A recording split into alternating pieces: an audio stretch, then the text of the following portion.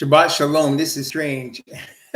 Shabbat shalom, family. I got this, so it looks like I'm looking up instead of looking at the camera. The screen has me looking up. This is weird. But anyway, Shabbat shalom. How can I fix this? I don't know. Anyway, let me see if I can do it this way.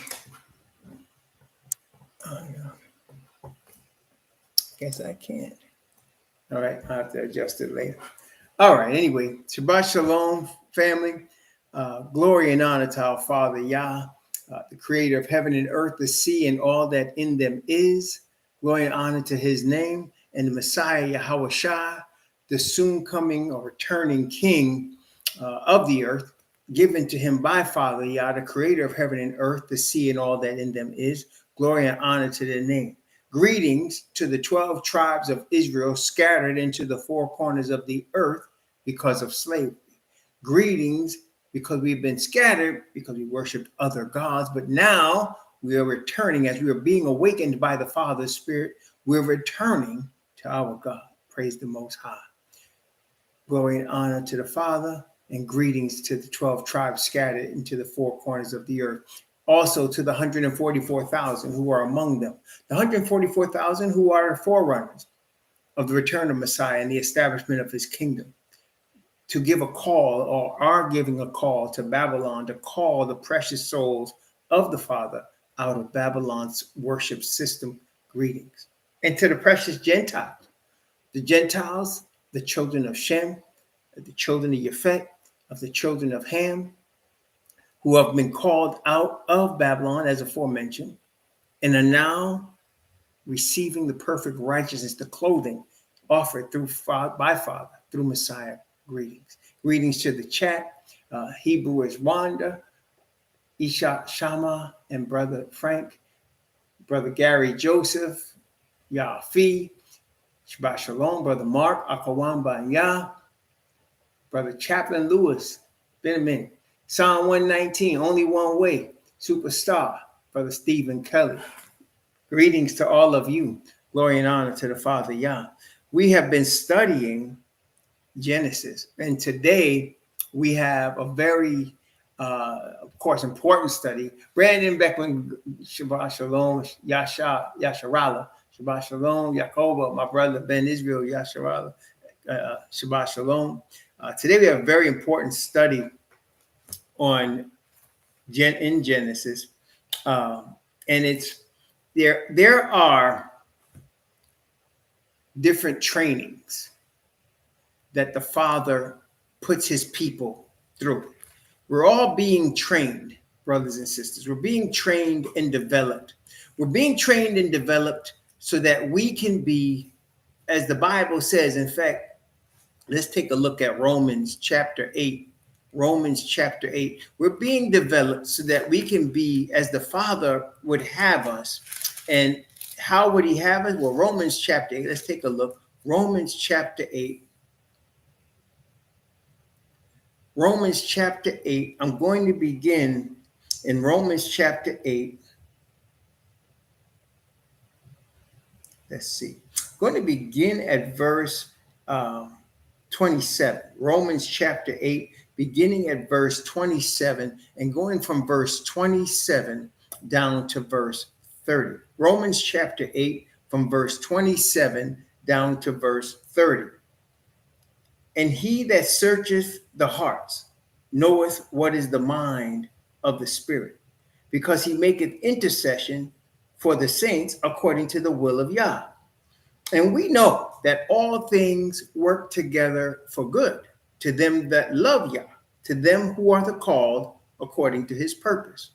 For whom he did foreknow, he also did predestinate to be conformed to the image of his Son, that he might be the firstborn among many brethren. Moreover, whom he did predestinate, them he also called. And whom he called, them he also justified.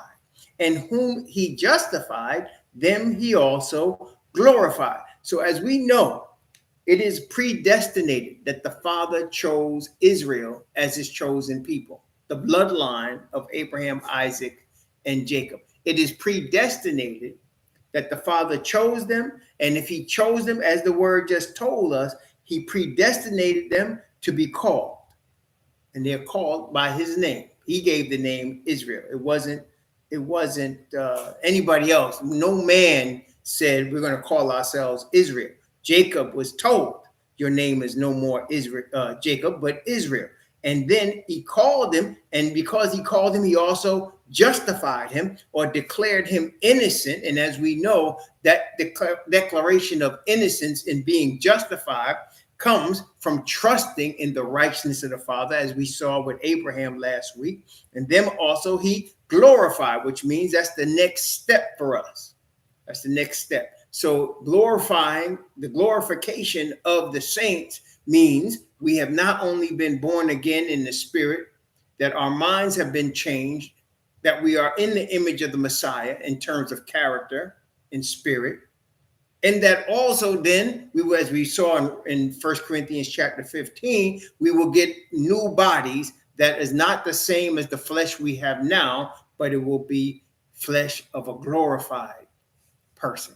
Okay, so that is the goal for all of us, that we might be conformed to Messiah's image. And we have been predestinated.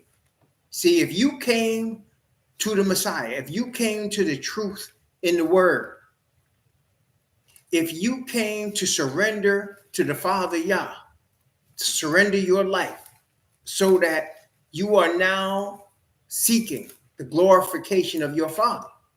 Well, you did not come to that conclusion because you're intelligent. You didn't come to that conclusion because you just figured it out. You came to that conclusion because you were predestinated and you were called. And the Father's Spirit called you at the time he was supposed to call you, and you answered. Now, part of that, 2 Timothy chapter 2. 2 Timothy chapter 2. I'm going to begin at verse 1, 2 Timothy chapter 2. I'm going to begin at verse 1. And I'm going to read from verse 1 down to verse 7. 2 Timothy chapter 2, from verse 1 to verse 7. Thou therefore, my son, be strong in the grace that is in Messiah YHWH. And the things that thou hast heard of me among many witnesses, the same confirm thou to faithful men, who shall be able to teach others also. Thou therefore endure hardness as a good soldier of Messiah YHWH. No man that warreth entangleth himself with the affairs of this life, that he may please him who hath chosen him to be a soldier. And if a man also strive for masteries, yet is he not crowned except he strive lawfully. The husbandman that laboreth must be first partaker of the fruits. Consider what I say, and the master give you understanding in all things. So be strong in grace. Grace is the power that Father gives us to be obedient. That's what grace is.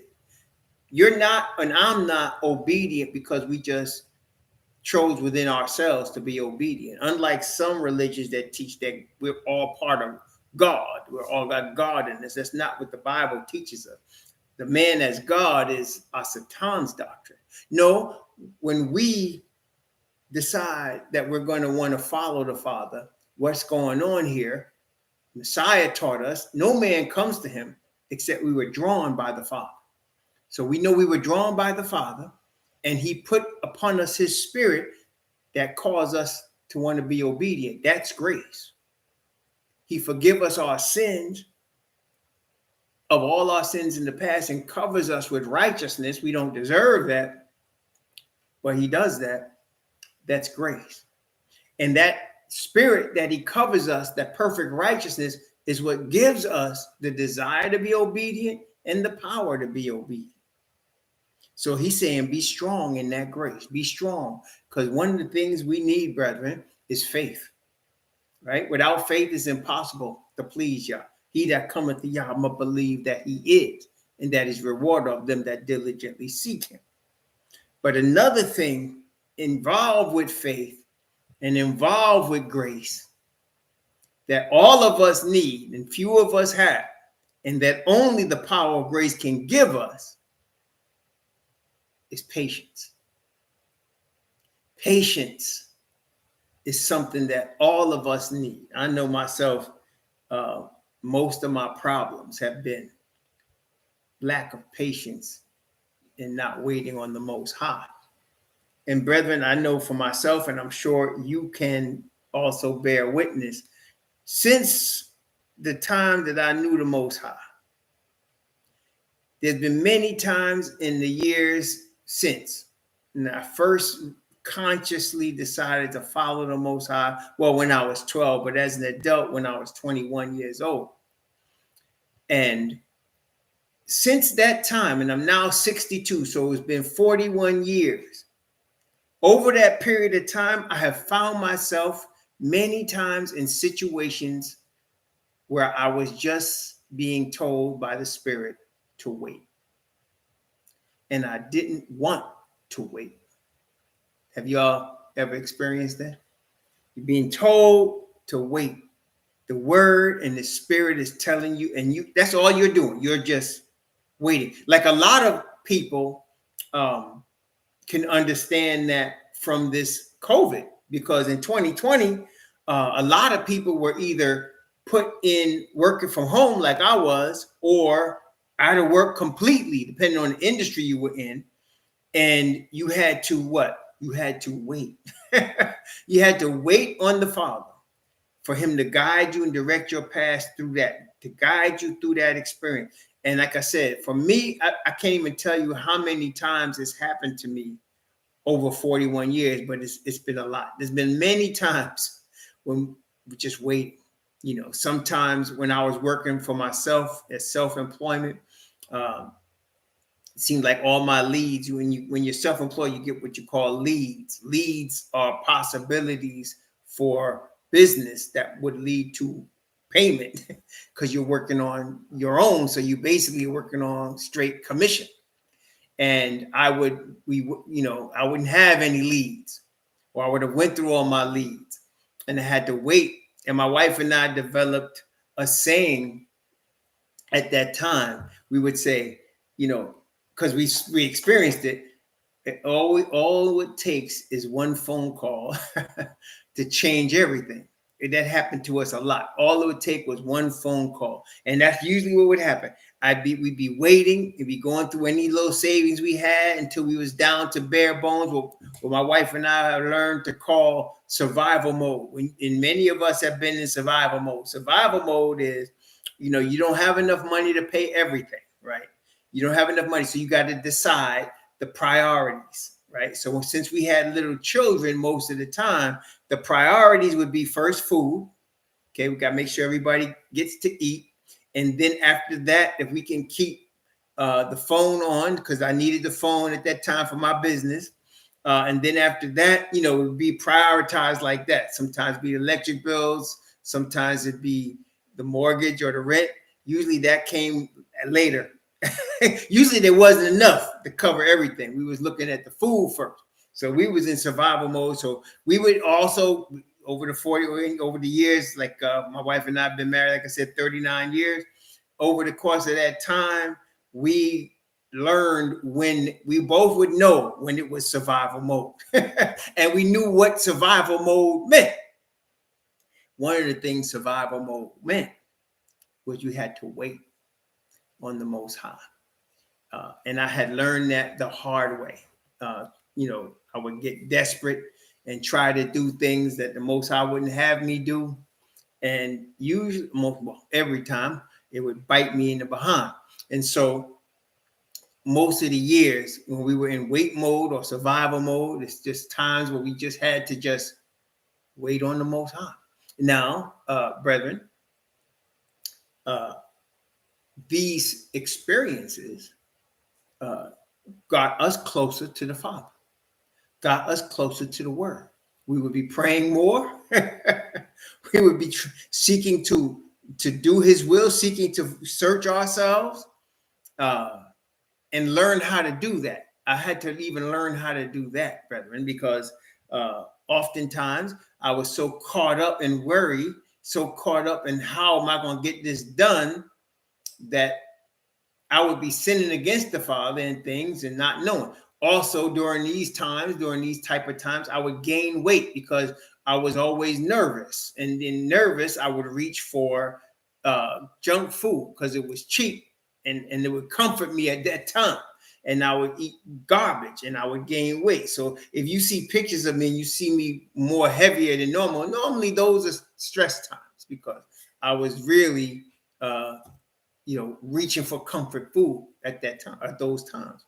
But I've learned over the course of time to wait on the Most High, to trust the Most High, to understand what the situation is, and to go according to that.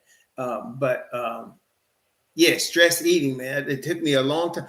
It took me as far as learning how to eat, it took me. And I'm still not completely there, but I'm at the best place in my life in terms of diet, in terms of how to eat.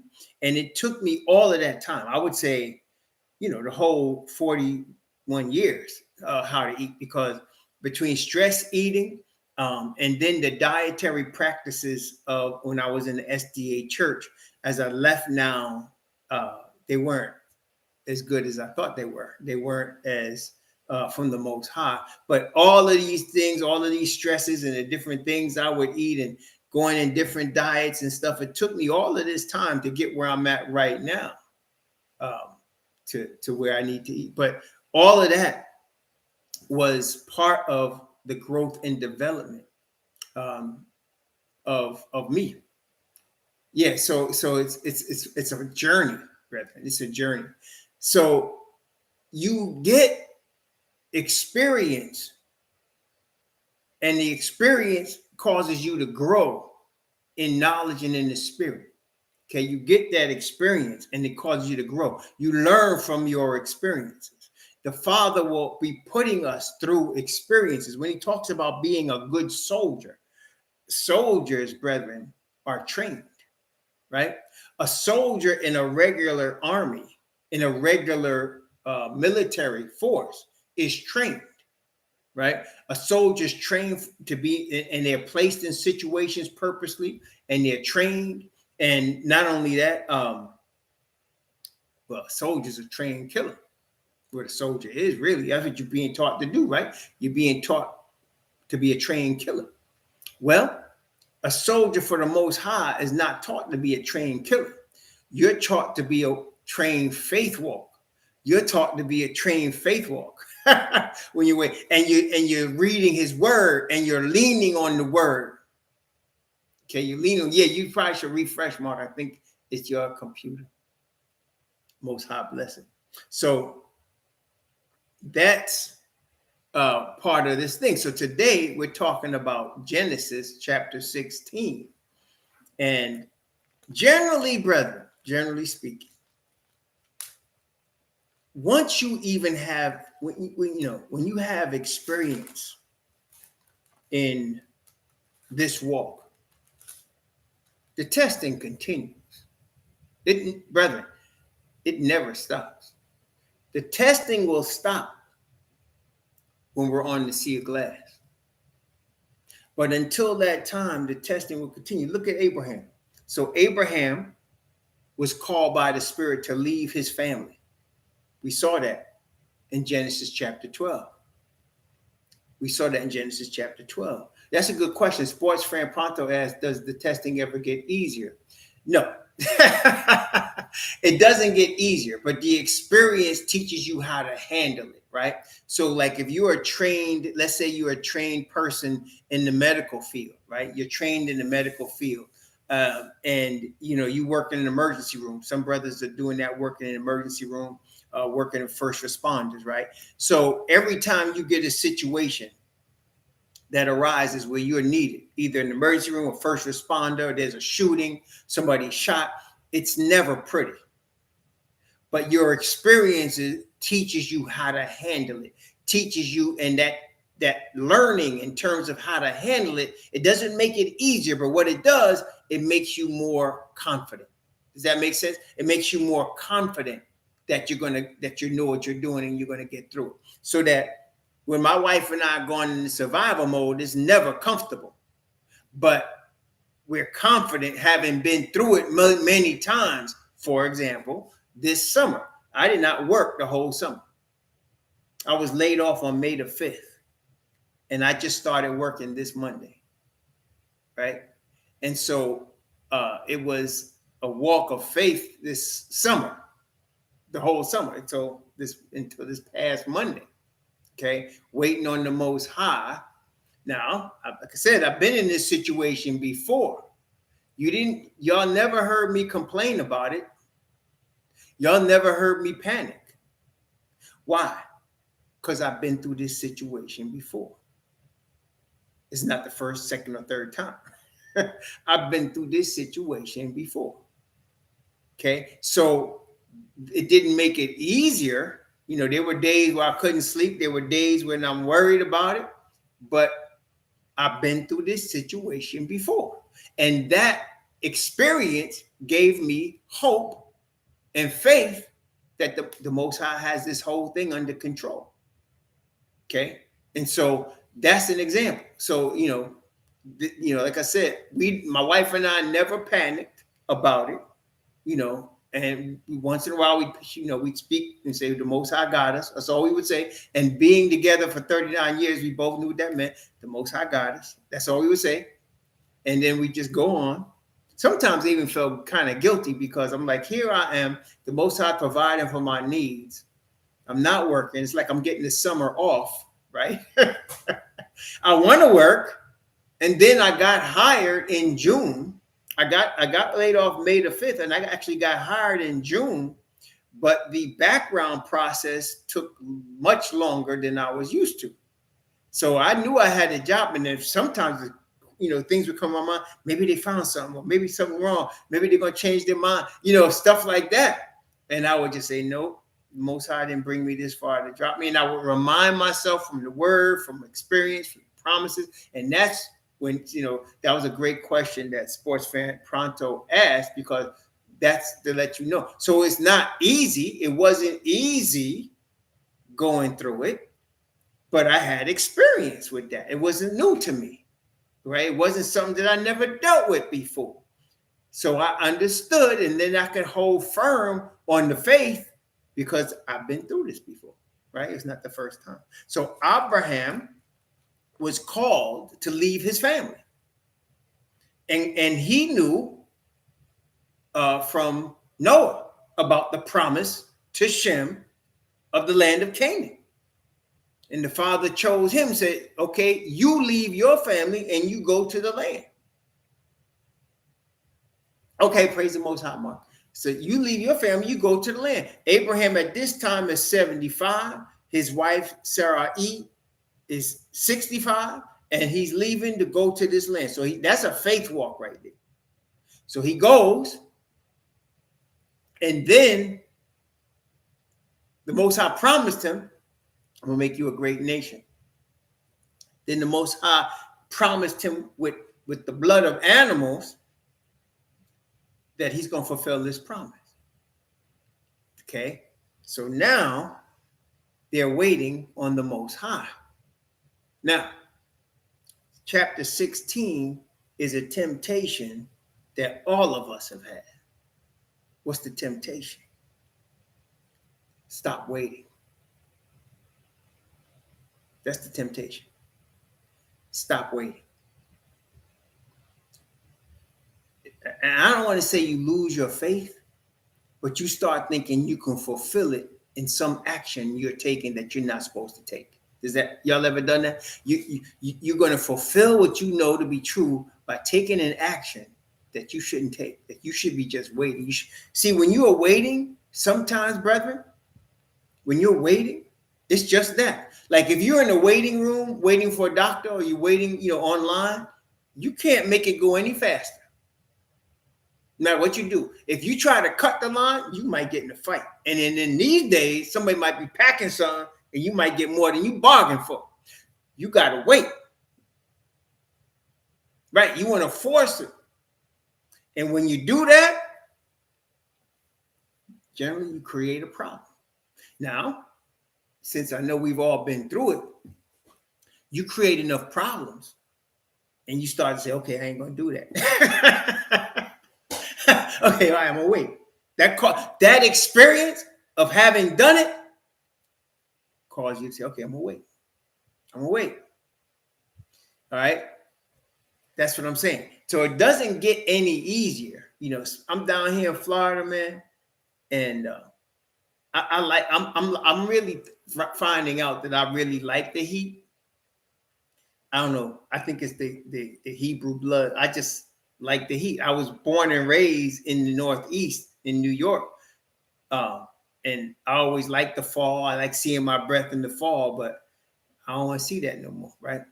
But sometimes it could be like 90 to 95 degrees. Y'all gonna think I'm crazy, but my wife even thinks I'm crazy, but it could be 90, 95 degrees. And when I'm driving my car, I don't turn on the air conditioner. I just roll the windows down and I let that breeze hit me. And this got to be like really hot breeze for me to roll the windows up. But sometimes I'll be in the car driving in the breeze and sweat still be coming on me. And I don't care. I feel very comfortable. But what messes it up, though? What messes it up, yo? I'll be driving, right? And there'll be some person older than me or driving like they're older than me. So it's like 60 mile an hour zone, 70 mile an hour zone. And these fools be doing 52 or 48 or whatever. And you can't get around them because they're in the passing lane and the guy in the travel lane is doing the same speed, right? I call that a roadblock. I say they roadblocking. When my wife heard me say that, you know what I mean? I mean, you can't pass because they're going the same speed in the passing lane as the person in the travel lane is going, and it's below the speed limit. And you can't do nothing. You sitting there. You don't want to raise your horn for a couple of reasons. Number one, you don't want to blow your horn because that might create these days, people, what they call that, road rage situation. And you don't know what people be packing under their front seat, right? So you got chill and you just got to wait until you get your opportunity to pass. And so that's when it starts getting hot in the car because the breeze ain't blowing in the car and it's like 100. And I don't want to roll up the window. I want the breeze, but I need to move a little faster than that. You got to wait. Now, over the course of time, I learned to wait, but I want to tell you, it doesn't get any easier. You gotta be patient. It doesn't get any easier. And you know what? This is the crazy thing about it. I know what's happening. At that moment, I know exactly what's happening. Like I know that person's in front of me. The Most High has that person in front of me to cause me to wait. And all of that causes me not to blow the horn. But it ain't easy. But it ain't easy. Well, it is sports fan Pronto. You ain't got no choice, right? I got a choice, but I just keep the windows down. I mean, it's got to be like blowing hot air. It's got to be blowing. And y'all know if you're in Florida, sometimes the air will blow hot. Like it'll blow like it's coming out of an oven. Well, then I got to roll the window. Generally, that happens like when it's over 100. You know, generally you get that hot air blowing on you when it's like over 100. But 90, 90, 95 even, I can deal with that. It's no problem. Okay. But when it's 100 degrees or 95 and the speed limit's 65 and somebody's going 48 and the guy in the passing lane is going 48 and you can't go nowhere. And then I got to roll the windows up and put the air conditioner on because now I'm boiling, right? I mean, more ways than one, but I got to be patient. And I know what's happening. And actually, even though I know what's happening, it doesn't make it easier. It just makes me know what's happening. So you got to chill, but that's the way this whole experience is. And the Father put all of us through that to prepare us, as we read in Romans. It's preparing us for glorification. So, we've been called, we've been justified, which means we're covered in righteousness. The next step is glorified. So now all of us are in justification situations where we've been forgiven, we've been covered in righteousness, and the Father is developing us so that we can keep that righteousness forever, and we can be glorified. This waiting is part of the process. Now, in Genesis chapter 16, we're going to see what happens when you don't wait. Now, sometimes one of the spouses, one of the spouses don't want to wait no more. One of the spouses don't want to wait no more. Or they want to go ahead. That kind of adds to it. Job's wife did that. Job was being tried. All his children died, lost his property. And his wife said, curse Yah and die. That's what she said. Just curse Yah and die. Just get it over with. And he said, you speaking as a foolish woman. See? So, especially this is true when you love your wife. Like Adam loved Eve. She was bone of his bone, flesh of his flesh. And here she come with the fruit. And as the Bible says, she was deceived. Adam wasn't. Adam just loved her so much. He joined her. Okay? And that's why we're all in this situation. Well, Genesis chapter 16. So now we have seen in chapter 15 the promise that he was going to get the land. In fact, let's start there. In Genesis chapter 15, I'm going to start at verse 17. And I'm going to go down to verse 20. Genesis chapter 15 from verse 17 down to verse 20. And it came to pass that when the sun went down and it was dark, behold, a smoking furnace and a burning lamp that passed between those pieces. This is the animals that he had killed as sacrifice.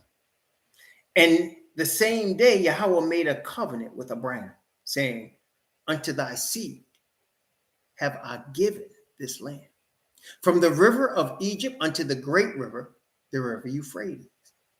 The Canaanites and the Kenizzites and the Cadmonites and the Hittites and the Perizzites and the Rephaim and the Amorites and the Canaanites and the Girgashites and the Jebusites. So notice what the Father told him. First of all, he said, I'm going to give this land to you and your seed. So you're going to have children. That's the whole point here. And this wasn't just by faith in terms of the children. In other words, I heard people say, well, he's talking about Christians. No, he's not. He's talking about seed of Abraham, your lineage, your seed. Did the Gentiles get an opportunity? As we know, definitely. But it's not first. First is to the seed, the bloodline seed, Abraham. Your seed, I'm going to give you this land. And notice you may not, I'm not really great at geography, but I will tell you, from the river of Egypt, that is from the river that they crossed to get out of Egypt, from the Red Sea, all the way to the Euphrates. Now, if you know where the Most High, where they ended up getting, it was Jordan River was the border, and they got a little bit on the other side of Jordan, right? It was the tribe of Reuben, the tribe of Manasseh, or half the tribe of Manasseh, and the tribe of, I think it was the tribe of Reuben, tribe of Manasseh and Gad. They got part of, but it wasn't all the way to the Euphrates River. So there was more land for them to get. That's what I'm saying, that they didn't get. They just didn't get it. Well, we're going to get it. Praise the Most High. But he promised Abraham's seed all of this. Abraham had no children. He was at this time 75 years old. He had no children. Okay? So his wife comes up with a plan. Genesis chapter 16, beginning at verse 1. Genesis chapter 16, beginning at verse 1. Now, Sarai, Abram's wife, bare him no children, and she had a handmaid, an Egyptian, whose name was Hagar. And Sarai said unto Abram, Behold now, Yahweh hath restrained me from bearing. I pray thee, go in unto my maid, and it may be that I may obtain children by her. And Abram hearkened to the voice of Sarai. And Sarai, Abram's wife, took Hagar, her maid, the Egyptian, after Abram had dwelt 10 years in the land of Canaan, and gave her to her husband, Abram, to be his wife. And he went in unto Hagar, and she conceived. And when she saw that she had conceived, her mistress was despised in her eyes. Now wait, couple things. Sarai did this out of love for Abram. We have to understand it. It was a mistake, but she did it out of love for her husband. She said, okay, I can't bear you children. The father promised you children. Take the sister from the land of Ham and have children with her. Then you'll fulfill the promise. Okay? Take the sister, Hagar. They say Egyptian, but we know that's Mizraim. Take the sister from Mizraim, from the land of Ham. And maybe she can have children, and I'll be the mother, but she can bear the children. In other words, we're talking about surrogate situation. But look, at the time, and for a long time after, even until now in some countries, the honor for the wife was to have a son. And when the Most High is talking about seed, he's talking about a male. Why? Sons, at that time, brethren, it wasn't until Franklin Delano Roosevelt in the United States that you got Social Security. And Hebrews didn't get Social Security for another 30, 40 years after that. And of course, so prior to that, and in history and in Bible, there wasn't no Social Security. Wasn't no disability for you to collect. So women would generally, as it is now, live longer than their husbands, especially then because the women got married when they was late teens, early 20s. And the men got married generally when they were close to 40 because they were established. They could take care of a woman and children. So the son would carry on the family name, inherit what the father had left him, and take care of his mother for the rest of her life. Okay, that was the security. So as many sons as you could have, that's what you wanted to have, because your sons could take care of you in your old age. That was your Social Security.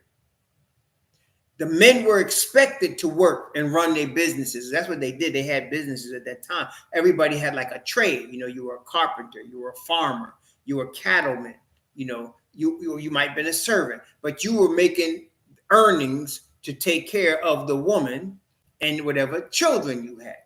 So you wanted sons. So Hagar has a son. At the same time, we know she had this son because Sarai couldn't have any children. So here, Hagar is in a powerful position society-wise because she had a son for the prophet. Y'all follow me? She had a son for the prophet. And now she's figuring, I'm the chosen wife. I'm the chosen wife. I don't know, this Sarai must have been a mistake because she can't produce no children, and I brought him his son. Okay? And this is my son who's going to take care of me when I get old. So now, Sarai, and no, generally speaking, I don't want to be unfair, but generally speaking, sisters have the intuition, but sisters can also get a little emotional. They can also react on their emotions. And if a brother gets any kind of wisdom, he should understand that And then he should be able to handle. That's why men are built to lead, because sisters sometimes make decisions based on emotion. So she wanted to help Abram. She said, I can't have no children. So you take my handmaid and you get her pregnant and I'll raise it. Well, the handmaid had the son. The handmaid's like, I don't need to listen to you. I'm the queen now. I had the son for her. You ain't had nothing. Verse 5. Genesis chapter 16, verse 5. And Sarai said unto Abram, my wrong be upon thee. I have given my maid into thy bosom, and when she saw that she had conceived, I was despised in her eyes. Yahweh judge between me and thee. So, after she made the suggestion, Abram, you're the man. You should have known better than to take this woman. After I did my best to help you out.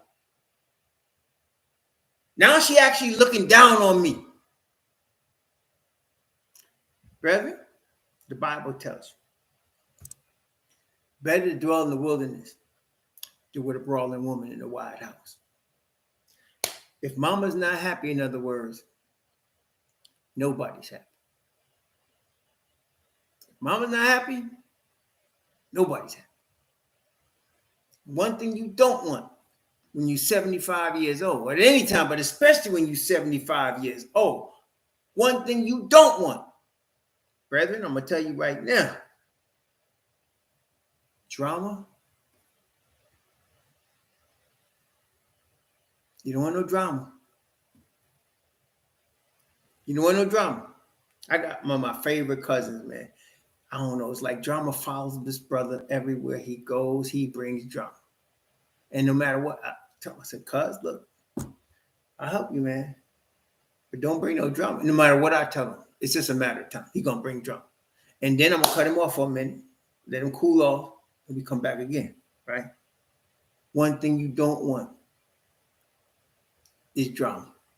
Look, life and tests come, but don't bring them unnecessarily. And when you mess up with your woman, drama is coming.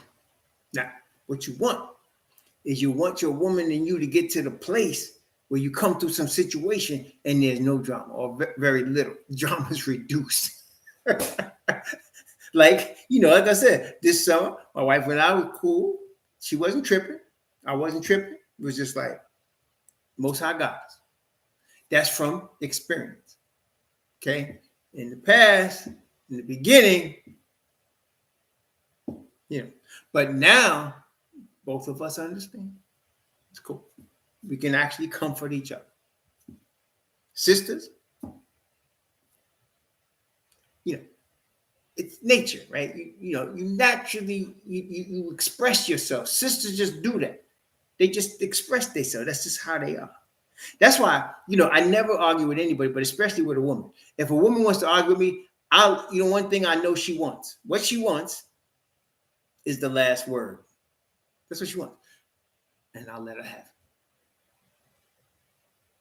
it. And that's why sometimes, on my next channel, YouTube has dinged me for this. But I say, you acting like a woman. I tell some dudes, you acting like a woman. You want to go back and forth so that you get the last word. I'll tell you what, just take the last word. And I'll leave room. Because I ain't going to argue with you. Okay? I ain't going to argue with you. Just take the last word. You can have it.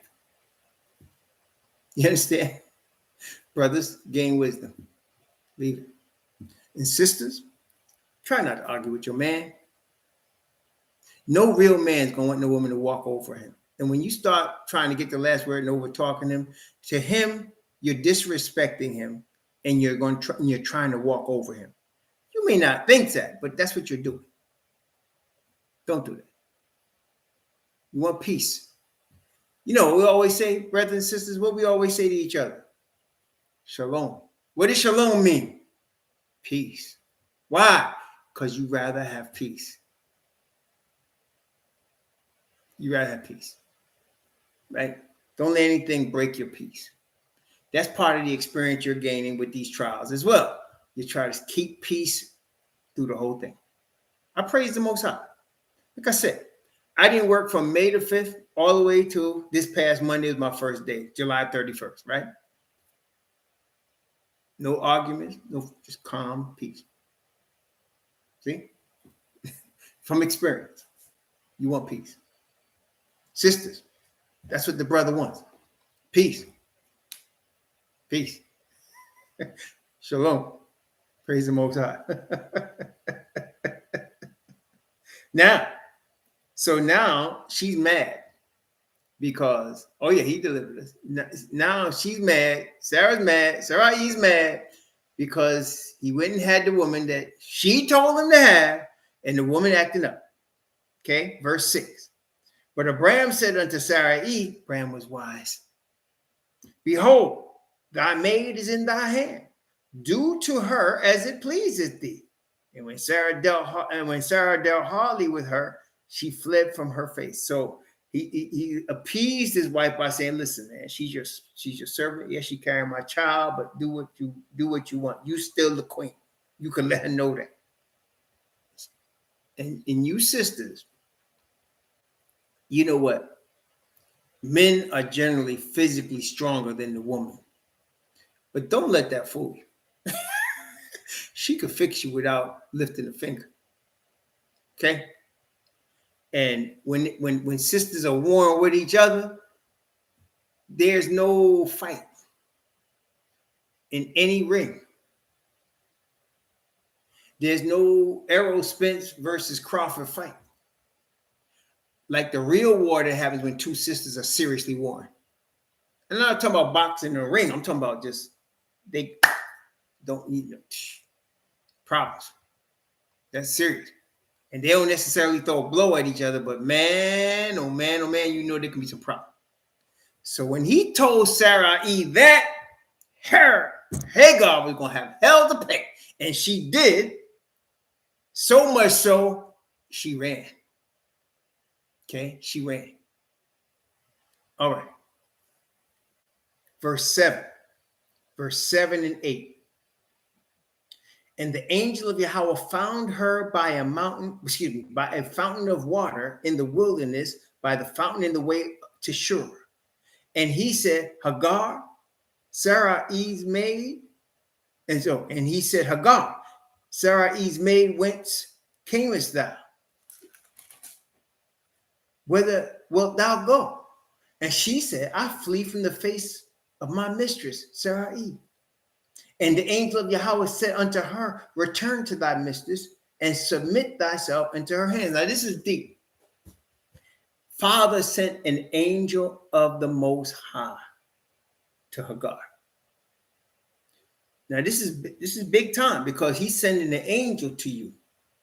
That's a messenger from the Father. And in his little talk right here, and we're going to finish the promise that he's going to give her, but in this little talk, what is he saying?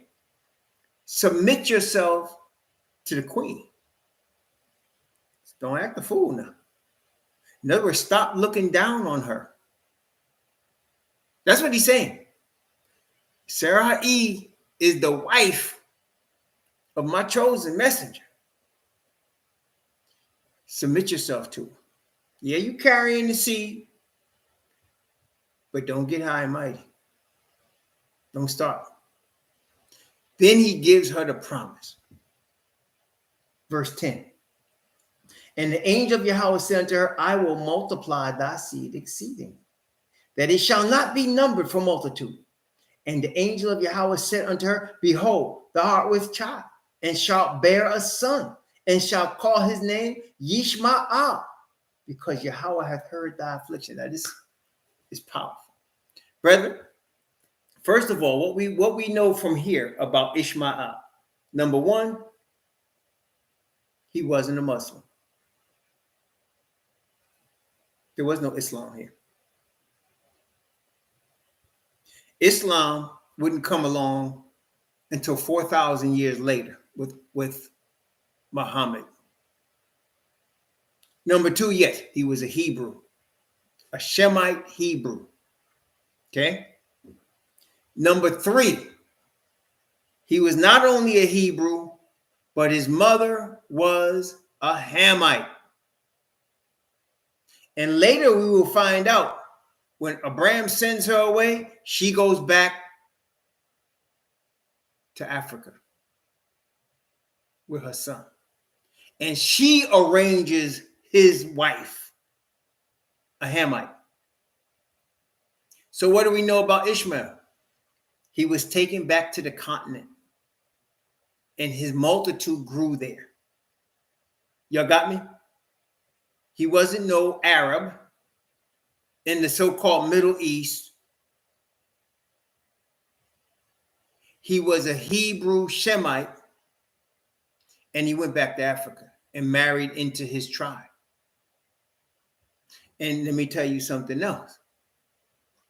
Every son that he had in Africa is a Hebrew. They may not be a Hebrew Israelite, and let me explain it for those that don't know. Some of y'all that know, please bear with me. He may not be a Hebrew Israelite, but he's a Hebrew, a Shemite. Okay? Now, what's the difference? This is Abram. He was a Hebrew. We know he was from Shem. Okay? Hebrew from Shem. Abraham had a son, Isaac, which we're going to see. Isaac was a Hebrew from Shem, like his father. Isaac had twins, Esau and Jacob. Jacob was the chosen seed. Jacob's name was changed to Israel so that all of Jacob's children were Shemites that were Hebrew Israelites. So Israelites came from Jacob. The Hebrew Israelites came from Jacob. So you have people like Ishmael, who was a Hebrew, but he was not a Hebrew Israelite. The chosen seed is the Hebrew Israelites. You guys got me? And I'm not saying that from any camp. That's Bible. And we're going to go through it all because we're here in Genesis. That's Bible. You follow me? So here, he promises to bless her seed. So now she knew that she had a child by Abram, the prophet. Abram was a prophet. She had a child by the prophet. She was proud of that. And although she was not going to be the queen of the family, he, that is Yah, sends an angel to promise her, don't worry. You're carrying Abraham's seed. You're carrying a son, and this is what you're going to name him. Brethren, beware. Whenever the father names somebody, he blessed.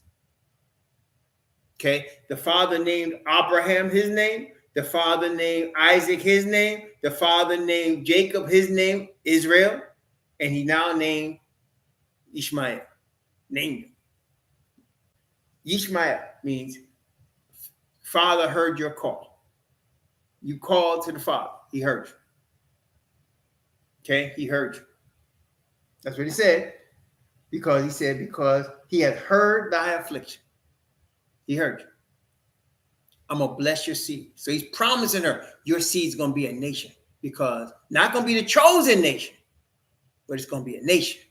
Because you're carrying Abraham's seed. Praise the Most High. That just goes to show you, though, brethren.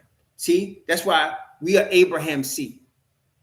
I don't care how many centuries went by. I don't care how many people, how many children of Yafet raped our sisters. We still carrying the same seed, the most important seed, Abraham's seed. Okay, I don't care how many we've been mixed yet. Everybody has. But it's not important what you have of. Important thing, you carrying Hebrew seed, there you go. The chosen seed. That's all that matters here. Okay. See, if you want to go by today's vernacular, what would we say? Well, Ishmael is half Semite and half Hamite. Ain't that what they would say today? Well, he's half Hamite and half Semite. He's a mutt. No, that's not what it is. Mutt don't mean nothing. He's Abraham's seed. His mother was chosen, Hagar, to carry Abraham's seed. That's all that matters. Okay? And he's promised, Father sent a messenger to promise her, I'm gonna bless your seed. Then he's not only telling her she's gonna have a son, he's not only telling her the son's name. Watch. Genesis chapter 16, verse 12. And he will be a wild man. His hand will be against every man, and every man's hand against him. He shall dwell in the presence of all his brethren.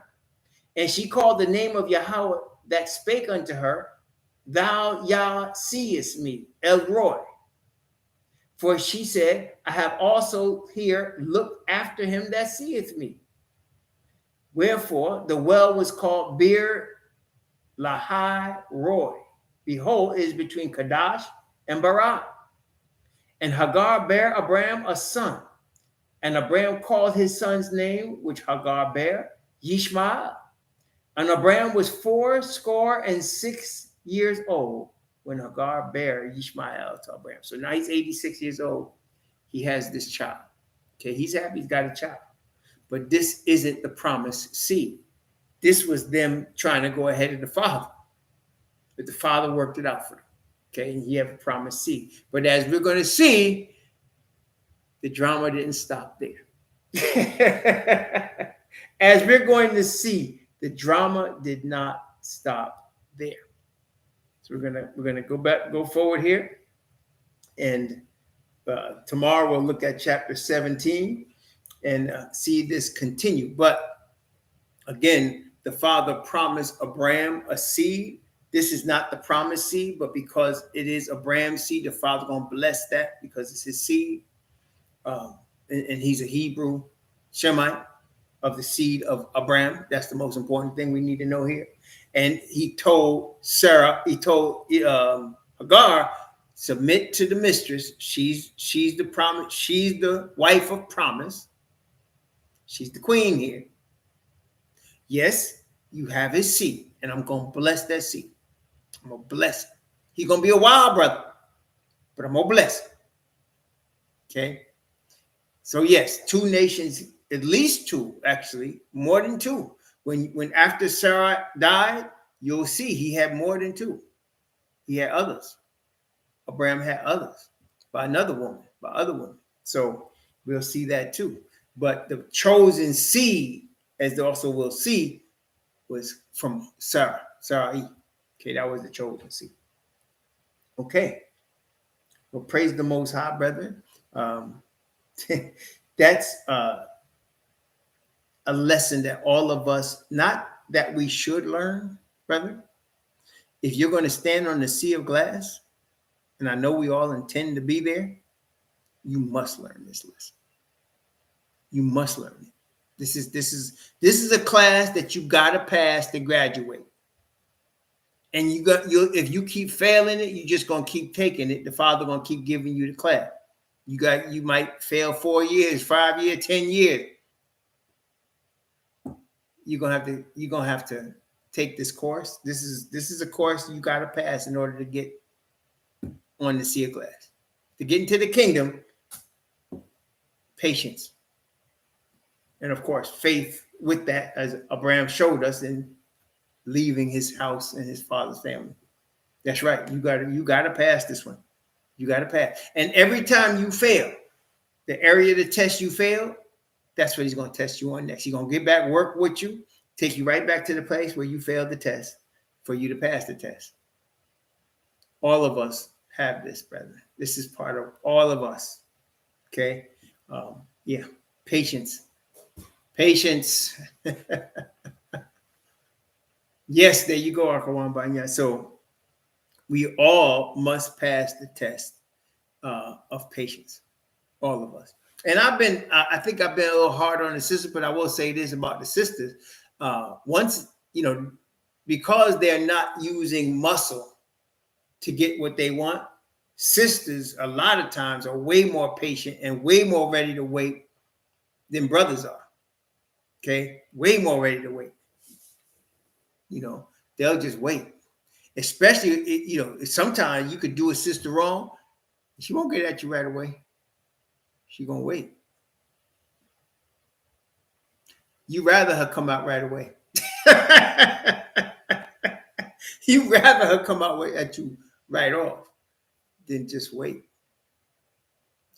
So brothers and sisters, let's do as the word tells us. Wait on the Most High. He's going to fulfill what he promises us.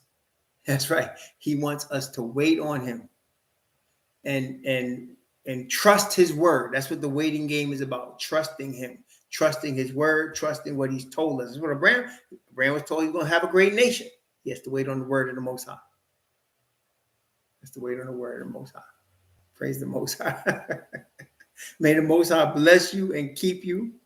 May he cause his face to shine upon you and be gracious unto you. And may he lift up his countenance upon you and give you peace.